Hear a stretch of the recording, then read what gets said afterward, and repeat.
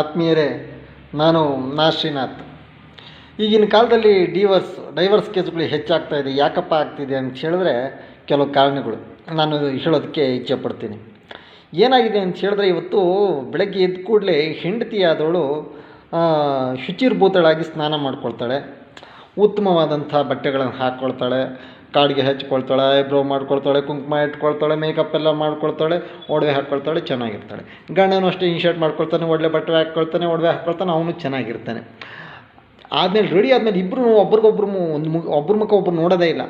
ಇವ್ರ ಪಾಡಿಗೆ ಅವರು, ಅವ್ರ ಪಾಡಿಗೆ ಅವ್ರು ತಿಂದ್ಬಿಟ್ಟು ಕೆಲಸ ಕೊಟ್ಬಿಡ್ತಾರೆ. ಸಂಜೆ ಬರೋ ಅಷ್ಟೊತ್ತಿಗೆ ಇಬ್ಬರು ಸೋತು ಮುಖ ಹಾಕ್ಕೊಂಡು ಬಂದಿರ್ತಾರೆ.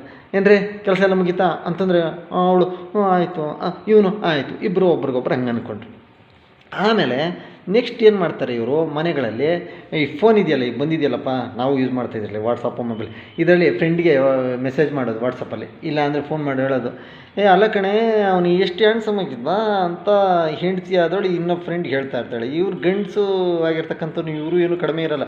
ಇವರು ಹಿಡಿದ್ಕೊಂಡು ಇನ್ನೊಬ್ಬ ಫ್ರೆಂಡ್ ಫೋನ್ ಮಾಡ್ಬಿಟ್ಟು ಏನೋ ಅವಳು ಎಷ್ಟು ಹ್ಯಾಂಡ್ಸಮ್ ಆಗಿದ್ಲೋ ಹೆಂಗಿದ್ಲೋ ಅಂತ ಇವ್ರು ಅಂತಾರೆ. ಆಗ ಇಬ್ಬರು ನೋಡ್ತಾ ಇರ್ತಾರೆ, ಏನಪ್ಪ ಇದು, ಇವನು ಯಾರನ್ನು ಹೇಳ್ತಾವ, ನೀವು ಇಬ್ಬರು ಒಬ್ರಿಗೊಬ್ಬರ ಮೇಲೆ ಅನುಮಾನ ಶುರುವಾಗುತ್ತೆ. ಆಮೇಲೆ ಜೊತೆಗೆ ಇನ್ನೊಂದು ಏನಾಗುತ್ತೆ ಅಂದರೆ, ಬೆಳಗ್ಗೆ ಈ ವಾಟ್ಸಪ್ಗಳು ಬಂದುಬಿಟ್ಟಿದ್ದಿಲ್ಲ, ಬೆಳಗ್ಗೆ ಎದ್ದು ಕೂಡಲೇ ಬೇರೆ ಯಾರೆಲ್ಲ ಹೊರಗಿನವರೆಲ್ಲ ತನ್ನ ಕೊಲೀಗ್ಸೇ ಬೆಳಗ್ಗೆ ವಾಟ್ಸಪ್ ಮೆಸೇಜ್ ಮಾಡೋದು. ಏನು ದೇವ್ರ ಫೋಟೋ ಕಳಿಸಿ ಗುಡ್ ಮಾರ್ನಿಂಗ್ ಅಂದ್ಕೊಳ್ಳಿ, ಅದು ಬೇರೆ.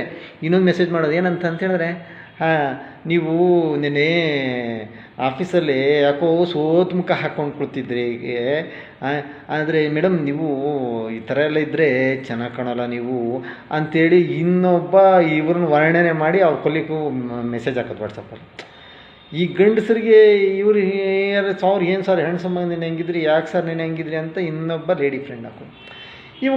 ಇವಳು ಅವೊಂದು ನೋಡ್ತಾನೆ, ಗಂಡಂದು ಹೆಂಡ್ತಿ ನೋಡ್ತಾನೆ. ನೋಡಿದ್ದಾದ್ಮೇಲೆ ಇಬ್ಬರಿಗೂ ಅನುಮಾನ ಬಂತು, ಪಿಶಾಚಿ ವಕ್ಕರಿಸ್ಕೊಳ್ತು, ನೀನೇನು ಕಮ್ಮಿ, ನಾನೇಗೆ ಹೋಗಲೇ ನೀನು ನನಗೆ ಬೇಕಾಗಿಲ್ಲ, ನಾನು ನಿನಗೆ ಬೇಕಾಗಿಲ್ಲ. ಬಂತು ನೋಡಪ್ಪ ಕಿತ್ತಾಟ, ಒದ್ದಾಟ, ಈ ಡೈವರ್ಸು ಕೇಸು ಸ್ಟಾರ್ಟ್. ಇದು ಹೋಗಬೇಕು ಅಂತ ಹೇಳಿದ್ರೆ ಏನೋ ಮಾಡೋದು ಬೇಕಾಗಿಲ್ಲರಿ. ಬೆಳಗ್ಗೆ ಎದ್ದು ಹೆಂಡ್ತಿ ಅಚ್ಚುಕಟ್ಟಾಗಿ ಸೂಪರ್ ಲಕ್ಷ್ಮಿ ಥರ ಅಲಂಕಾರ ಮಾಡ್ಕೊಂಡು ರೆಡಿ ಆಗ್ತಾಳೆ. ಕೆಲಸಕ್ಕೆ ಹೋಗೋಷ್ಟೊತ್ತು ಗಂಡನೂ ಅಷ್ಟೇ ಅಲಂಕಾರ ಮಾಡ್ಕೊಂಡು ರೆಡಿ ಆಗ್ತಾನೆ. ಇಬ್ಬರು ಒಬ್ಬರ ಮುಖ ಒಬ್ಬರು 5 ನಿಮಿಷ ನೋಡಿಕೊಂಡು ದೇವ್ರ ಮುಂದೆ ದೀಪ ಹಚ್ಬಿಟ್ಟು ತಿಂಡಿ ತಿಂದು ಹೋದರೆ ಯಾವ ಕಿತಾಪತಿನೂ ಬರಲ್ಲ, ಯಾವ ಅಂತಸ್ತು ಬೇಕಾಗಿಲ್ಲ, ಯಾವ ಸಂಪತ್ತು ಬೇಕಾಗಿಲ್ಲ, ಆಸ್ತಿನೂ ಬೇಕಾಗಿಲ್ಲ ರೀ. ಇದು ನಿಜವಾದ ಸೌಂದರ್ಯದ ಆಸ್ತಿ.